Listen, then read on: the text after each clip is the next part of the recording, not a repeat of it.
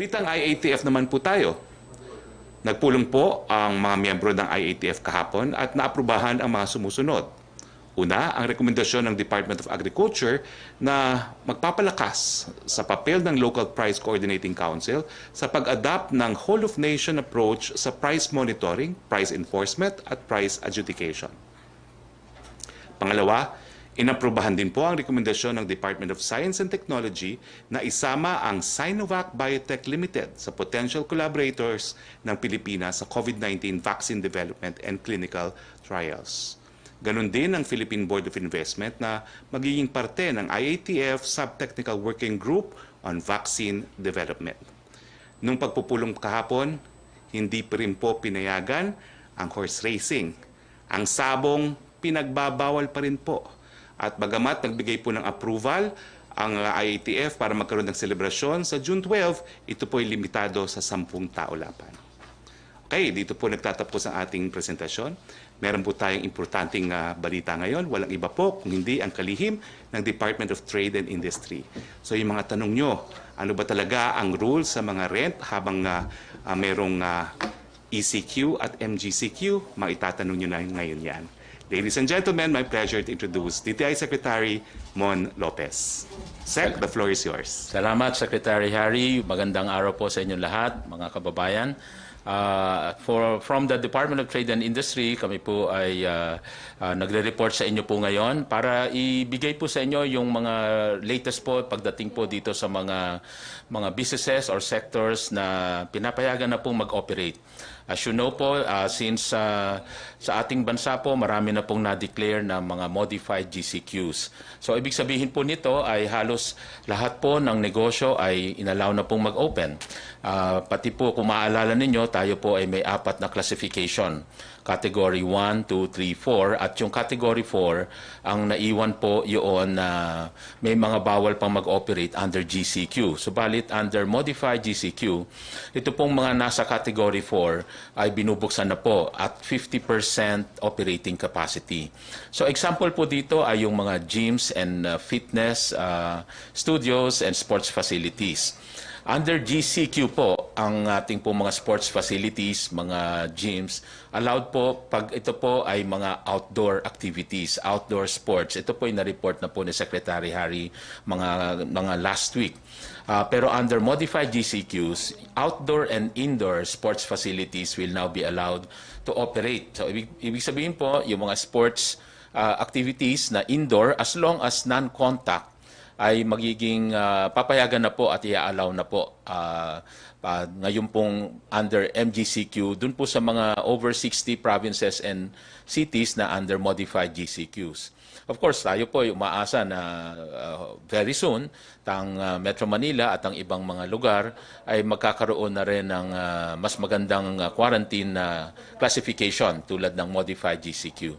Ang iba pa pong sarado under GCQ ay bubuksan din under modified GCQ. Ito po yung entertainment industries tulad po ng mga cinemas, theaters, mga karaoke bars, etc. Next chart please. Yung iba po ay mga kids amusement, archives, museums, travel agencies, other personal care services, pet grooming, internet and computer shops, at yung mga iba pang mga education support establishments. So ito po yung mga sarado under GCQ, subalit i-allow na pong magbukas under the modified GCQ. So doon po sa area na modified GCQ, pwede na rin po ito, mga activities na to at 50% operating capacity. Next chart po. Ito po siguro ay tungkol po dito sa polisiya natin sa rent.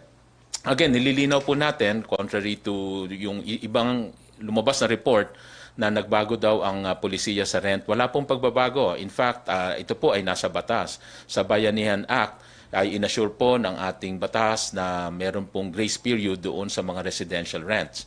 At ito po ay covering, ang nilinaw po sa latest memorandum circular ng DTI, this covers ECQ, pati po modified ECQ, and GCQ, General Community Quarantine.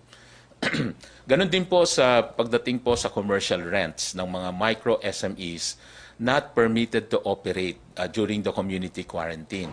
Or ibig sabihin sila po ay na-compel magsara. Ibig sabihin hindi sila inallow mag-operate. So sila rin po would enjoy the grace period of 30 days for these micro SMEs not permitted to operate during the 3 community quarantine period. So from ECQ hanggang GCQ. Now, pag na-lift na po ang GCQ, doon na po magsisimula ang pagbilang po ng 30 days at yung unang due date after the 30-day grace period ang magiging panimulang pambayad o magbabayad yung tenant. Isa rin pong naging rule natin at pinapanatili po ito, yung na-accumulate na rents during the community quarantine, ito po ay isang lump na hindi babayaran ng isang bagsakan lang.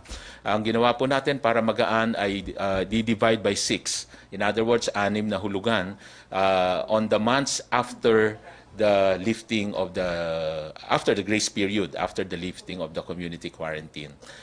Isa rin pong pinalabas natin, part of yung bagong memorandum circular, ay yung pag-engganyo or to enjoin yung mga lessors.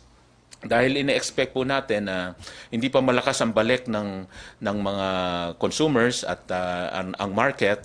Kaya po, since medyo weak pa ang demand itong mga darating na buwan, in-encourage po natin ang mga lessors na sana ay magbigay po ng concessions. Ipagpatuloy ang kanilang suporta dito po sa mga micro SMEs. Para po either mapababa, mabigyan ng discount, o kung pwede, i-waive na rin muna yung mga rents po ng mga micro SMEs. At ito po ay pwedeng gawin po nila by changing also the contract, magbigay po ng concessional terms. Yung dati pong nagcha-charge ng fixed rate plus variable rate, let's say a fixed rate of X amount plus 8% of gross sales. Ang iba po ay kung pwede ho, tanggalin na muna yung fixed rate at kumuha na lang po ng porsyento sa bawat benta po ng mga micro SMEs para po matulungan po natin sila. Dahil ang importante po sa mga panahon na to ay sama-sama po tayong magtulungan upang masalba ang mga trabaho. In other words, pag natulungan po natin ang mga micro SMEs, ang hangarin po natin ay hindi po sila magsara. At pag hindi sila nagsara ay mapatuloy nila yung pag-create ng trabaho. Dahil ito pong pag-create ng trabaho at yung income ng mga workers, ito po talaga yung magbibigay ng pang-ikot uli ng ekonomiya. Pag meron po silang trabaho at income, sila po uli ang magpo-provide ng demand sa future mga products na ipoproduce po ng iba-ibang negosyo. Kaya sila po ang magi-stimulate ng demand and it will restart the economy. Kaya importante pong mapanatiling buhay po ang mga maliliit na negosyo dahil they account for 70% ng employment. Kaya po, kailangan pong matulungan sila at masiguradong nandyan ang trabaho at income para makabalik ang ating ekonomiya. Parati natin po sinasabi na tayo naman po ay bullish naman in the medium term sa pagbalik ng ekonomiya dahil we were there. We were growing by 6%. In fact, the last quarter of last year, we were growing 6.2% at tayo po yung second fastest growing economy sa region na to. At nakikita po natin na sa todong suporta at pagsasama-sama ng lahat ng sektor, makakabalik po tayo sa ganong kalakas at if not, ay mas malakas pa na growth rate moving forward. Hopefully, we can even see a 9% growth rate by 2021 pag tayo po ay nakarecover na sa pandemic na ito. So, maraming salamat po. Maraming salamat, Kalihim Lopez. Tignan nyo naman po, hindi lang magaling, pero ang boses pa niya pang broadcaster. Now, first question, Joyce Balancho, DZMM. Yes, good afternoon, Secretary. Follow-up lang po dun sa presentation nyo on death claims and health claims ng ating affected health workers of COVID-19. Mukha po bang matatapos within the day? Kasi ngayon na po ang deadline ni Pangulong Duterte. And again, ano yung pwedeng kaharapin ng DOH officials if in case hindi nila mahabol yung deadline today? Well, the President issued a deadline and so far, wala naman pong departamento na hindi po na gagawa yung dapat gawin within the deadline. And last deadline po that the President issued was the repatriation of our OFWs. They were given a week. At ito naman pong distribution of claims, they were given until end of the day. let's just say that I'm hoping that DOH officials can actually fulfill what the President wants them to do. Opo, Secretary, nabanggit niyo po kahapon na you will check with the President to sa magiging schedule po niya this week. Kahapon po nasa Davao City pa rin po si Pangulong Duterte. Sure na po ba na sa Davao City din po gagawin itong IATF meeting with regard to the post-June 15 community quarantine scenario at mananatili po ba siya sa Davao until Independence Day sa Friday? I can confirm that the next meeting with the President on Thursday will be in Davao. And Independence Day rights, doon din po ba si Pangulong Duterte? We're checking po kasi binigyan po ng permiso ng IATF na magkaroon ng celebration sa Luneta but limited to 10 people only. So we'll have to check on that. Yusek Roque. Responding to Congress. Opo. From Eileen Taliping of Abante tonight, nakarating na po ba sa palasyo ang report na mataas umano ang presyo ng testing kits na ibinigay ng Philippine Red Cross sa PhilHealth? Bawat miyembro po ng PhilHealth ay sinisingil ng 3,500 sa testing kit. Samantalang $20 to $30 lang daw po ang market price nito sa Sunsure. Ano po ang reaction dito ng palasyo? Well, I can assure you po that market-driven na po ngayon ang ating mga testing labs for PCR tests. No? We now have 54 labs with a combined capacity of 41,990. I would say that Red Cross now is about a third of this capacity dahil ang capacity nila is around 20,000. Ibig sabihin po, pwede na kayong pumunta sa lab of your choice. Pati po yung mga dumarating na OFW, hindi na po automatic na ang swab ay pupunta sa PNRC. You can choose now your lab. Opo. So we have allowed the free market to operate in PCR testing. Question from Rose Novenario ng Hataw. Ano po ang reaksyon ng palasyo sa pahayag ni dating DICT Undersecretary Eliseo Rio Jr. na sinibak siya sa pwesto matapos questionin ang umano'y pagpili sa staysafe.ph bilang official contact tracing app na kulang ang kakayahan na gampanan ang contact tracing sa 7,100 islands sa buong bansa at magagamit lamang ito sa mga bagong modelo at 3G capable cellphones. Kaibigan ko pong malapit itong si Yusek Rio, magkatabi po kami ng 1 taon sa mga cabinet meetings. No? At nung inanunsyo ko na tinanggap na po ng Presidente ang kanyang resignation, tinawagan ko po siya at wala naman po siyang nabanggit na kahit anong sama ng loob. No? So medyo nasurpresa rin po ako sa kanyang declaration dahil I distinctly remember nang sabi niya talagang gusto na rin niya magpahinga. And besides, yung kanyang resignation po was really tendered to the President and therefore, it is up to the President to accept his resignation or not. It was accepted. So hanggang doon na lang po yan. Ang second question po ni Rose, ano daw po ang proteksyon na taong gagamit sa naturang app kasunod ng ulat na maaari itong gamitin sa umano'y pag-espiya ng pamahalaan, lalo na't minamadali ang pagpasa ng anti-terror bill? Well, meron pong sapat na safeguards, no? Dahil pati yung ating cyber libel law will be the ultimate protection for the people. So kapag ginamit po yan for espionage, pwede po yung maging basihan for criminal prosecution.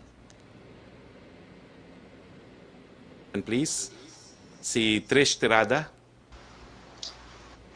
Good afternoon, Secretary. So my first two questions are for you and the last one, a very brief one lang for Secretary Mon Lopez. Yes, so, sir, please. let me start, sir. Yesterday, there were DOH reported that there are more than 300 fresh cases of COVID-19. And sir, napag-usapan po ba ito sa IATF meeting? And na-discuss din po ba yung likelihood of easing further easing the restrictions come June 15 or possible na pagbalik sa ECQ if the cases continue to increase po? As I said po, no, lahat ng decision ng IATF, whether or not to graduate to the next regime, in the case of Metro Manila, to MGCQ, is always dependent on data. Tinitingnan po natin ang case doubling rate, tinitingnan po natin ang critical care capacity. Kapag ganyan pong tumataas, well, siyempre po, may posibilidad na hindi po tayo mag-graduate to the next phase, no? So I have said yesterday that we have to look at the data of Metro Manila and Cebu City very carefully. And bukas po ang pagpupulong ng IATF on what will happen on June 16. If the trend continues, either magpapatuloy po siguro ang GCQ or baka babalik sa modified ECQ. No? Ganun lang po yun. Because all classifications are flexible depending on the data. Okay. Secretary, there was a report over the weekend about some mothers in Taguig complaining about how the police treated them. Very briefly, yung scenario was something like the mothers were out in the park with their children to get some fresh air for a quick walk. And then nilapitan po ng police, based on the story, parang sinigawan sila and they didn't like the treatment. Sir, does Malacanang have any reminder to the police, especially in enforcing laws, on how they should be? Okay, nawala ka, Trish, no? Pero kumbaga, sir, kung paano nila dapat tinatrato yung mga tao? well, alam mo tayo, we are a government of laws po. Kinakailangan sundin ng batas. At ang mga kapulisan po, sako po sila ng tinatawag nating Code of Conduct, yung Salonga Law na tinatawag, na kinakailangan tratuhin nila na may respeto ang lahat. No? So kung meron pong mga reklamo, pwede po kayo magsampa ng reklamo either sa PNP mismo, sa IAS ng PNP, o di naman kaya sa pleb ng lokal na pamahalaan. Alam ko po, hindi ko konsentihin yan ni Mayor Cayetano kung makakarating sa kanyang atensyon. Secretary, thank you. May go to Secretary Lopez po. Yes, please. Yes. Secmon, I remember the President warned everyone against buying masks online. So do we have reports na yung mga ito pong binibentang masks online, are they fake? And what are the, kumbaga nakikita natin, sir, common modus operandi nitong kumbaga mga nanloloko po about the face masks? And reminder probably to the public, sir, about it. Well, yes. Una-una, yung mga nahulihan ay maraming cases yung profiteering. At yung iba naman po ay yung actually more of a scam. After maghulog or magbayad ng mga buyers ay wala pong dineliver ng mga produkto. So lahat po ito ay na-attendan ng mga taga-DTI, kasama pong composite team natin, composed of the PNP, CIDG, pati po ang NBI. Kaya po marami po tayong mga naaresto na, kulang sa 500 na ang mga naaresto sa sari-saring mga kaso, both online at saka pati po sa brick and mortar, yung regular na tindahan, sa mga kaso po ng profiteering and hoarding. Ito po ay naging malaganap lalo na po nung mga kasagsagan ng ating pong lockdown. Pero masabi po natin na ang supply po ngayon ay gumanda-ganda na. In fact, gumanda na rin ang presyo ng mga mask. At ang availability po nito sa mga drugstore, even sa 7-Eleven or mga iba pang tindahan ay available na rin.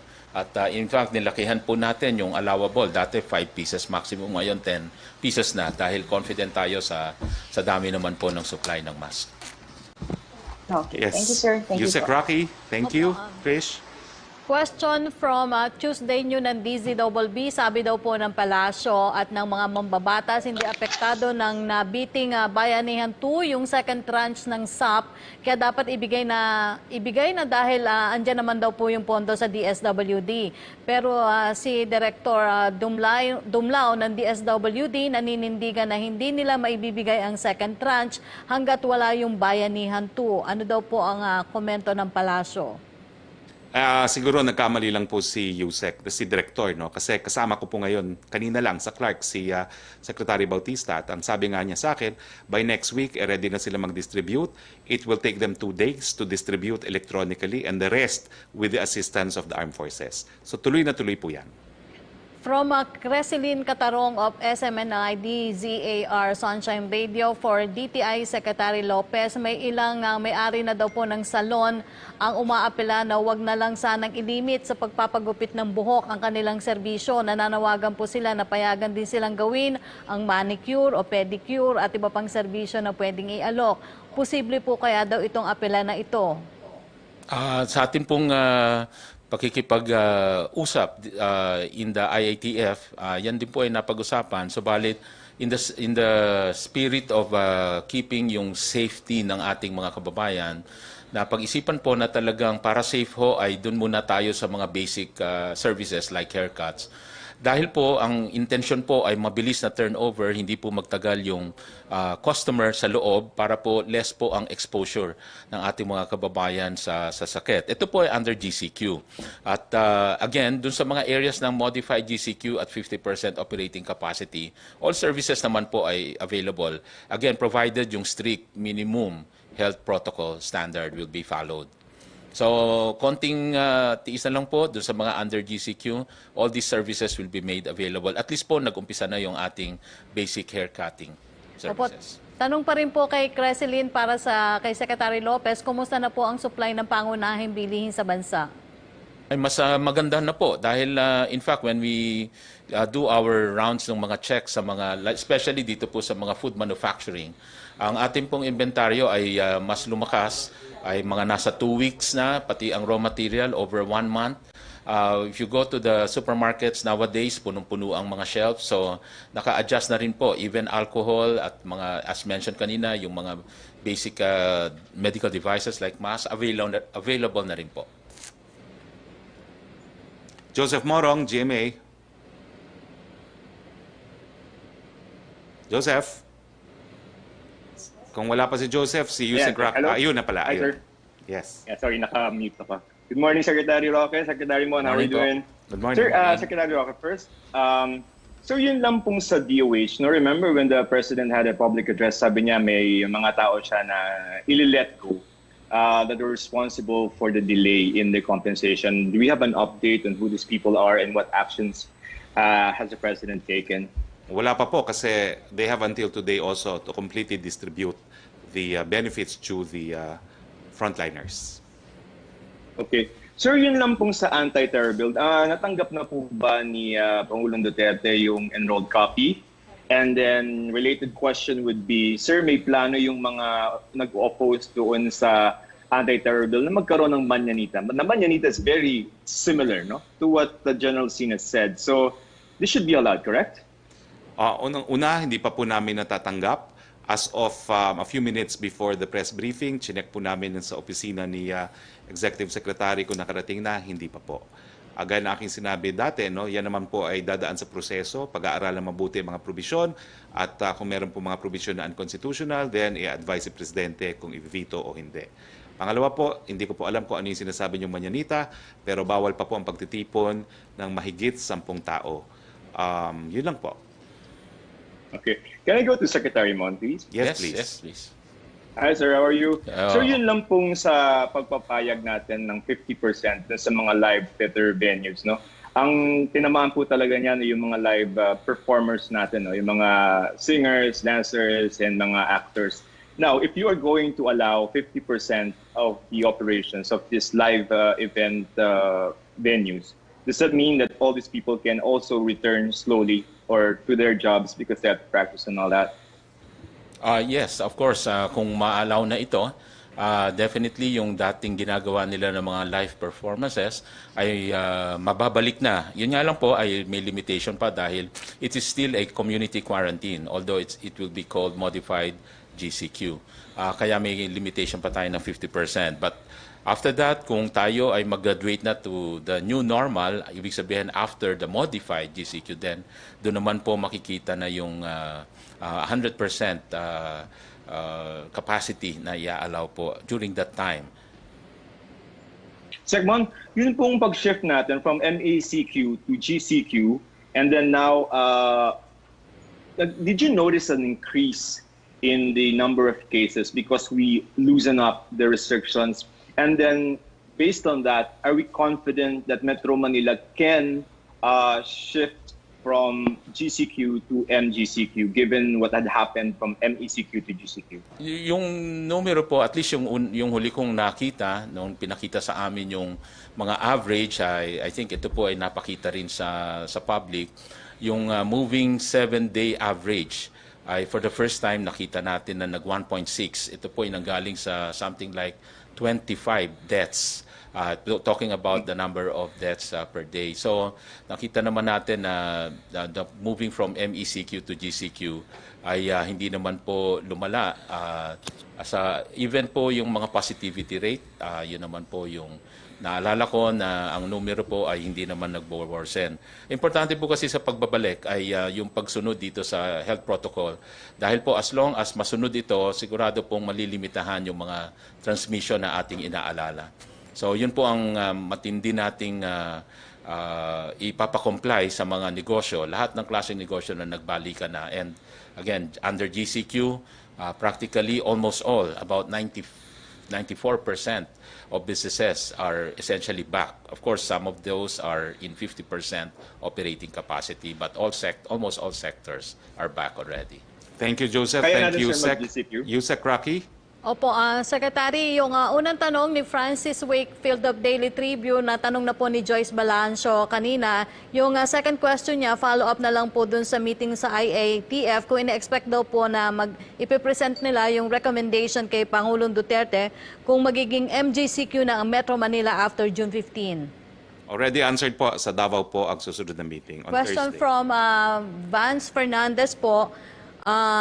Sa panukalang terrorism bill, don't you think that there will be an abuse daw po sa police power? Kasi instead daw po of a solution, innocent people might be classified as terrorists and the effect is to allegedly to declare martial law. Any reaction daw po dito? Well, there are safeguards po, no? Una-una, kailangan po ng judicial declaration to become classified as a terrorist group, no? Hindi po 'yan ehekutibo lamang. Kinakailangan ehekutibo at ang hudikatura ay magkasundo na isang grupo nga ay isang terorista, no? Pangalawa po, meron din pong punishment, no, hanggang 10 taong pagkakakulong sa mga alagad ng batas na pagsasamantalahan po ang batas. From Angel Ronquillo ng DZXL, Palace reaction regarding daw po sa pagkasawi ng isang PNP doctor matapos umano itong aksidenteng makalanghap ng disinfectant sa Philippine Sports Arena na una nang kinonvert as quarantine facility for COVID-19 patients. Maliban sa nasawing police officer, may dalawa pa daw pong police officers ang dinala sa PNP General Hospital matapos din silang sumailalim sa decontamination. Ano po ba ang gamit daw na disinfectant sa mga quarantine facilities at kung pumasa daw po ito sa standards ng DOH o masyadong matapang yung gamot kaya nagresulta sa pagkasawi ng naturang police doctor? Well, nakikiramay po kami sa pamilya ng police doctor. Itong bagay po ay inimbestigahan ng mabuti po ng ating kinakaukulan. Kasama na rin po ang Department of Health. Maricel Halili, TV5. Hi sir, magandang hapon po. Sir, I understand Cebu has a pending appeal para ilagay sila under MGCQ by Friday. What happened to this appeal, sir? And are there other areas or local government na meron pa rin pong pending appeal? What does the government or the IATF plan to do about this? O isang decision na lang po siya after June 15? I'll bring this up tomorrow in the IATF meeting and perhaps si Sec Lopez can second it too just to find out if there was really an appeal received. Kasi yung meeting sa Monday, hindi naman po report ng Secretariat may ganyang appeal. Bagamat yung governor po ng probinsya ng Cebu, ay binigyan po ako ng kopya ng kanilang appeal. No? So we'll bring it up tomorrow in the IATF. Having said that, bukas din po pag-aagrihan ng IATF kung ano mangyayari sa June 16. Sir, on other issue, dun lang po sa report ni Presidente sa Senate, sa Congress, merong about 1,900 cases of violence against women and about 1,700 naman yung violence against children. Now that we started to relax the community quarantine, do you also expect the trend on this violence to slow down? Well, sana po, no? Dahil nakakalungkot po yan na habang tayo nasa quarantine, sama-sama mga pamilya, ngayon pa po tumaas yung bilang. No? Pero yung mga naging biktima po, meron pong hotline ang ating DSWD, PNP at NBI. I-report po nyo yan para naman na maimbestigahan at maparusahan yung gumagawa ng ganitong abuso. Sir, for Secretary Lopez po, Secmon, Yes. good afternoon. Good afternoon Earlier po. you mentioned po na pinapayagan na yung kids amusement at saka yung mga archives na mag-operate sa MGCQ. But how will you compromise that? Kasi I understand, even in MGCQ, hindi pa rin naman po allowed na lumabas for leisure yung mga 21 years old below. And meron din pong panukala si Representative Tadura na sana mapayagan na rin yung mga kids to go out for exercise kasi baka naman mag-cause ng, kumbaga, irritation kapag 3 months na kasi sila na nakakulong sa bahay. Under the omnibus guidelines po, under modified GCQ, yes, as much as possible, stay at home po yung mga naturang mga edad, yung 21 and below and senior. Subalit, may mga exception po. At isa po sa exception under modified GCQ, ma-allow na po silang to exercise those activities, to do those activities na ina-allow naman po under MGCQ. So, ibig sabihin, ay mapapayagan din po sila na mag-exercise sa labas at gawin yung mga sports activities na kailangan nilang gawin or bumisita dun sa mga pwede nang bisitahin. So, yun po ay i-allow na po sa under the modified GCQ. Yusek Roque. Opo, Thank you. ang tanong po ni Angel ay natanong na rin po ni Maricel Halili. Ito na lang po, tanong ni Julie Aurelio na Inquirer. Senate President Vicente Soto III has confirmed that the anti-terror bill will be transmitted to Malacanang today. Soto says he and Cayetano signed it last night. Does the palace have a time frame for reviewing this and forwarding this to President Duterte, who is in Davao City right now? We have 10 days. Well, you know, there's a period within which a law becomes, well, a bill becomes law if the president does not act on it. No, we have 30 days. I stand corrected. We have 30 days. Kapag hindi po linagdaan ng presidente, it will become law. So we have a 30-day period to review, either to veto or to sign the bill. Otherwise, kung wala pong action ng presidente, it will become law. Opo. Ang tanong na lang po ni Ace Romero, kasi yung tanong po ni Heidi Sampang ay naitanong na rin ng ating mga kasamahan na si Joyce Balancio. Ang tanong po ni Ace Romero, ano daw po ang stand ng Malacanang sa 1.3 trillion ARISE o Accelerated Recovery and Investment Stimulus for the Economy Bill na ipinasa ng House of Representatives.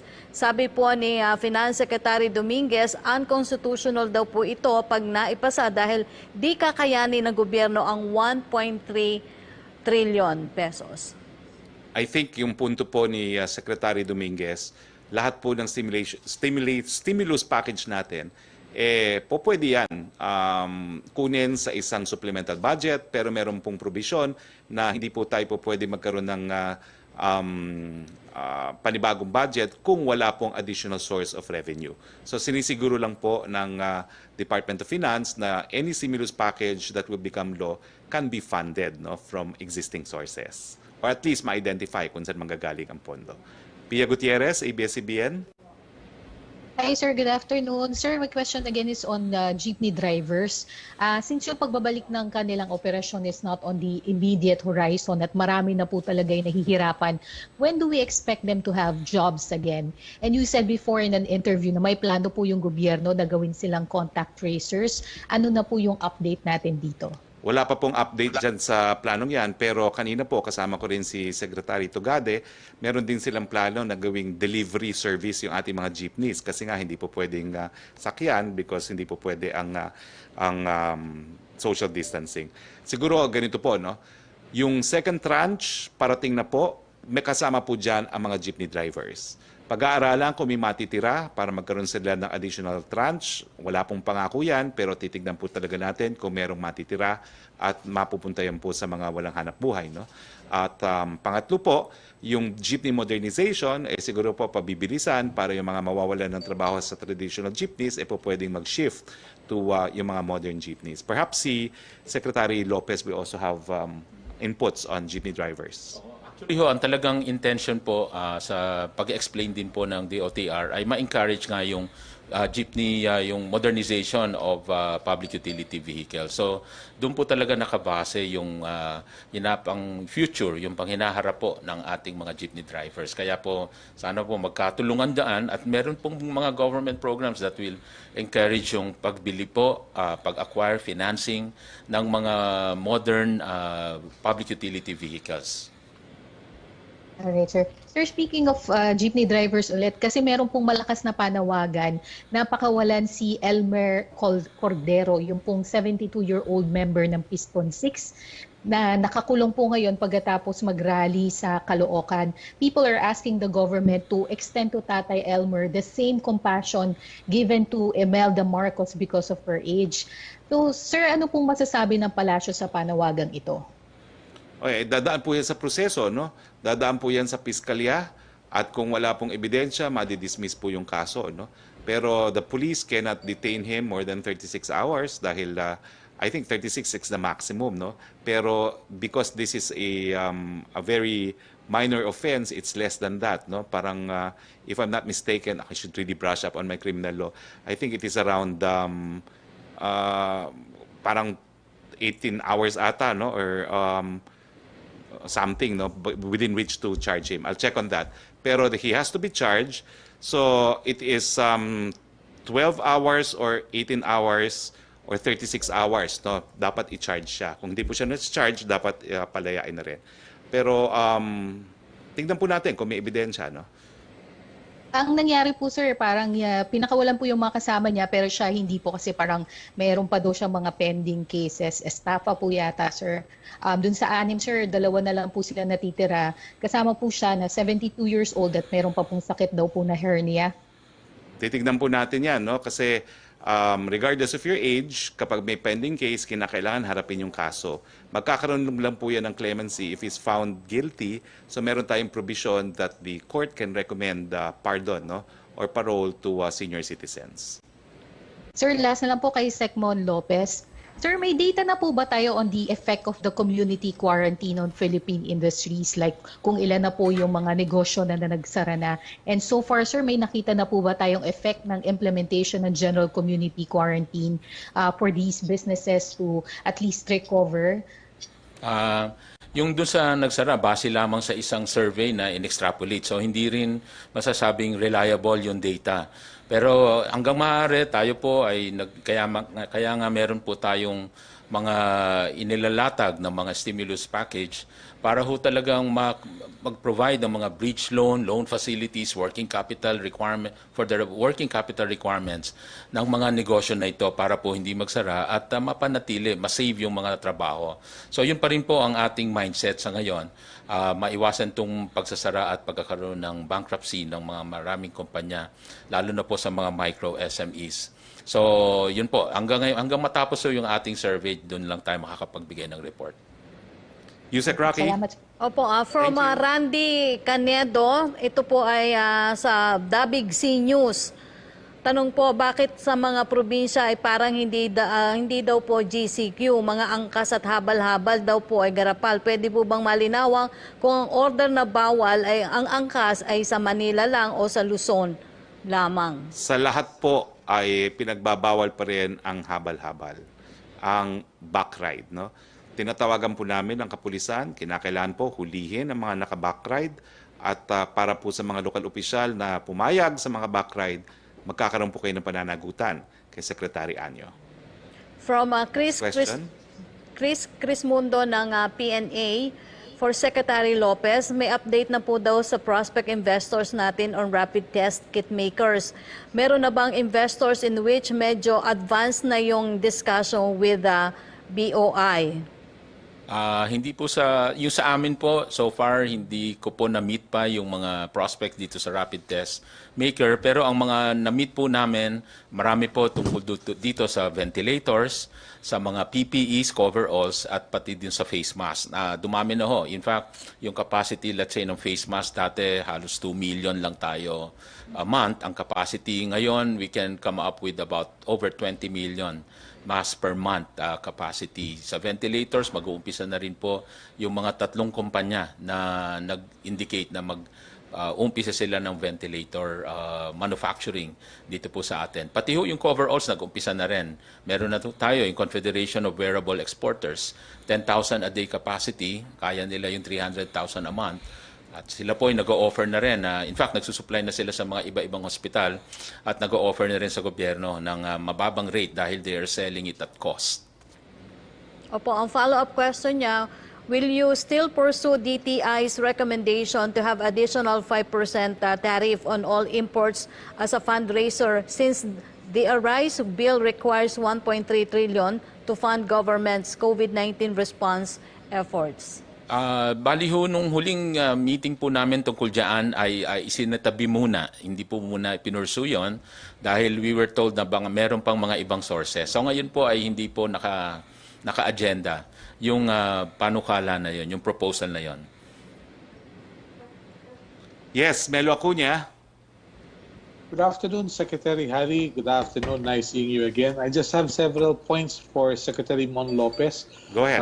With your indulgence. Please. Yeah, Mr. Secretary, sapagkat marami pong mga OFW na nawala ng trabaho, ano po ang pwedeng hanap buhay nilang pasukin? Anong kalakal ang pwede nilang pagtuunan ng pansin? Pangalawa, yung pong BPOs, problemado rin. Ano po ang sitwasyon ng BPOs ngayon? May kinabukasan pa bang makabawi sila? At yung pong airline industry, meron po bang humihingi na sa inyo ng tulong for subsidies?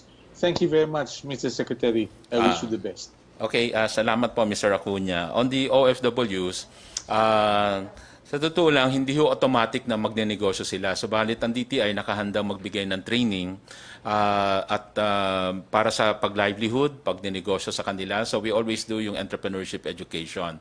Kasama na doon, kasunod doon yung livelihood seeding program na pwede silang ponduhan sa isang maliit na livelihood project para ho may mapagsimulan uli sila.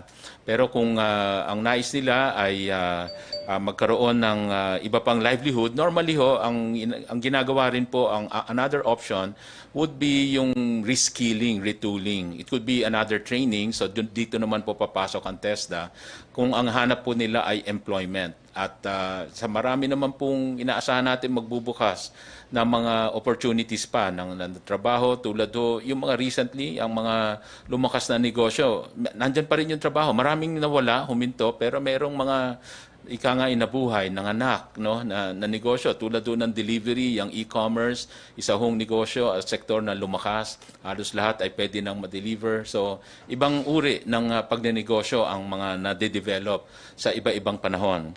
At ang atin pong Small Business Corporation, nagtabi rin po mula sa kanilang budget ng pampautang, isang pondo para ho sa mga OFWs para meron din silang mapapahiram dito sa sektor na to.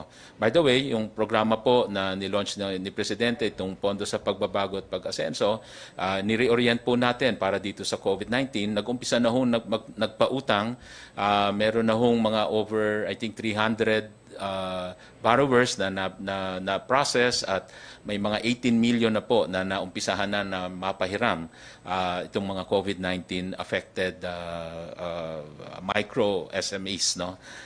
Tapos dito naman po sa BPOs, just to let you know na hindi po sila pinabayaan even during the lockdowns. In fact, isa po sila sa sektor na considered essential. Inalaw po sila mag-operate. BPOs and exporters. Yun nga lang po, ni-require natin sila na provide accommodation and shuttling services sa kanilang mga employees. And finally, yung sa airlines po, wala pa ho sa amin, like to me personally, na mga lumapit na mga grupo, malamang po ang nilalapitan po nila ay ang DOT at ang Department of Finance. Dagdag lang po ni Thank you very Secretary Bello, bukod po doon sa 10,000 ayuda sa lahat ng bumabalik na OFWs, meron din pong livelihood training na ibinibigay ang OWA. So you can apply for that as well. Yusek Roque. Thank you. Tanong mula kay Vance Fernandez ng Police Files. March 17 daw po nag-lockdown pero nung araw open ang mga lotto outlets. Pero nung araw na open mga lotto outlets at nagbenta ng ticket, hapon na po na ibinalita yon. Paano na daw po yung mga ticket na nabenta kasi wala nung gabing yun? Mag-refund ba daw po sila nationwide? dahil sa benta noon. At sa ngayon daw po, walang balita sa PCSO. Saan daw po mapupunta yung benta nung araw na yon? Tatanungin po namin yan sa PCSO dahil hindi ko po alam. Sorry po.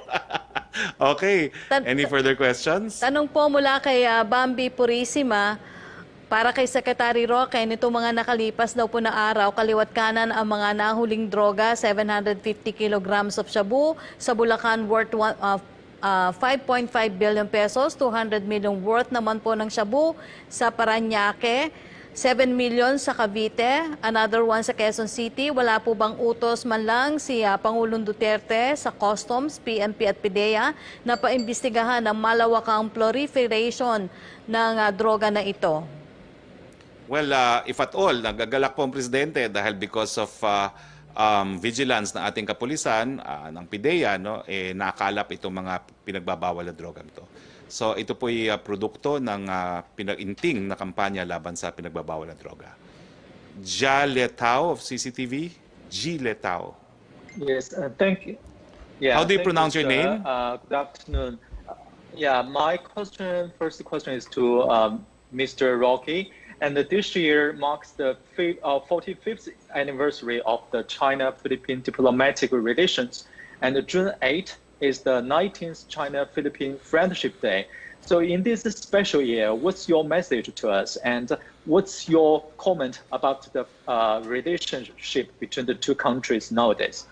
Well, I would say that Philippine-Chinese relations is enjoying a renaissance under the administration of President Duterte, and we hope that this renaissance will lead to better relations, resolving all the disputes that we have between our two countries, increase economic ties, increase prosperity for both Philippines and China.